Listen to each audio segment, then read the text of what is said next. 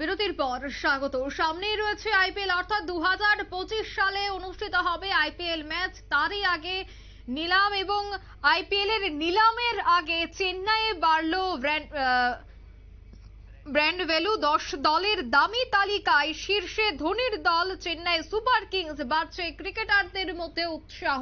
এবং বরাবর এই আইপিএল এর ক্ষেত্রে রাজ্যবাসী বলো বা গোটা দেশের এক প্রকার উৎসাহ থাকে, ঠিক তেমনি ইতিমধ্যে 10 দলের যে দামি তালিকা বেরিয়ে এসেছে, সেই তালিকায় শীর্ষে রয়েছে ধোনির দল চেন্নাই সুপার কিংস। বিস্তারিত জানবো, টেলিফোন লাইনে যুক্ত হয়ে গেছে ক্রীড়া সাংবাদিক বিপ্লব চন্দ্র। বিপ্লব দা, আইপিএল নিলামের আগে চেন্নাই বেড়েছে ব্র্যান্ড ভ্যালু, মূলত কি জানতে পারছো? যে সাল থেকে যে আইপিএল যখন শুরু হয়েছে তার থেকে কিন্তু শুরু হয়েছিল, এবং সেখান থেকে ব্র্যান্ড ভ্যালু অর্থাৎ কোন ব্র্যান্ড কত বেশি দামি, কোন ব্র্যান্ড কত বেশি টাকায় নিজেদের ক্রিকেটার ক্রয় করতে পারে, কোন ব্র্যান্ড সবচেয়ে বেশি আকর্ষণীয় ক্রিকেটারদের টেনে আনতে পারে বিদেশের মাটি থেকে, সেটা নিয়ে ব্র্যান্ড ভ্যালুটা শুরু হয়েছিল। তবে সেই ক্ষেত্রে প্রথম, দ্বিতীয়, তৃতীয় ক্ষেত্রে ততটা হয়নি। তবে 2022, 2023 এবং 2024 এই বর্তমান সময়ের মধ্যে গত 3 বছরের যে পরিসংখ্যান, এই পরিসংখ্যানে কিন্তু এই 10 দলীয় যে আইপিএল, এই 10 দলীয় আইপিএল এ ব্র্যান্ড ভ্যালু অনেকটাই বেড়ে গেছে।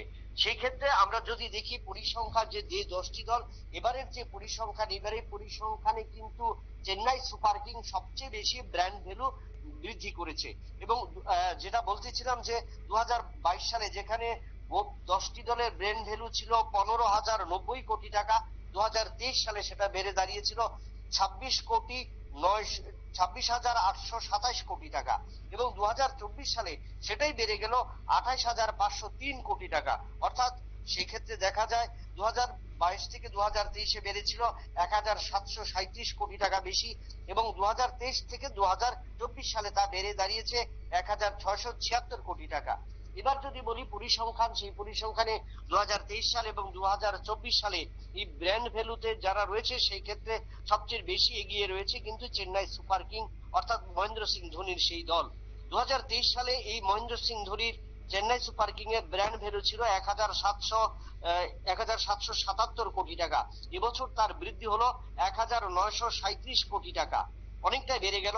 দ্বিতীয় রয়েছে রয়্যাল চ্যালেঞ্জার বেঙ্গালুরু, তারা ছিল 2023-এ 1,634 কোটি টাকা, এবছর 1,903 কোটি টাকা। তারপর তৃতীয় স্থানে ক্যালকাটা নাইট রাইডার, যারা গতবার চ্যাম্পিয়ন হয়েছে, তারা ছিল 2023 সালে 1,537 কোটি টাকা, এবছর তার ভ্যালু বাড়িয়েছে 1,811 কোটি টাকা।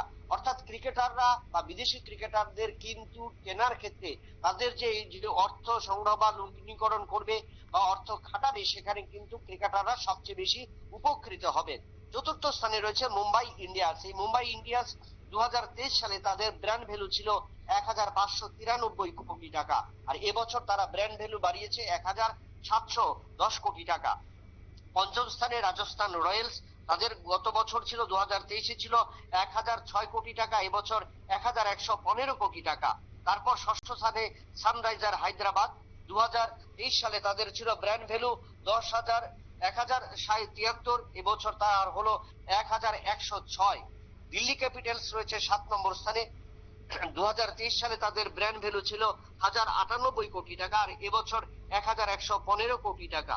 তারপর অষ্টম স্থানে গুজরাট টাইটেন্স, 2023 সালে তাদের ছিল 1,006 কোটি টাকা, এবং 2024 সালে তাদের বাড়ানো হলো 1,080 কোটি টাকা।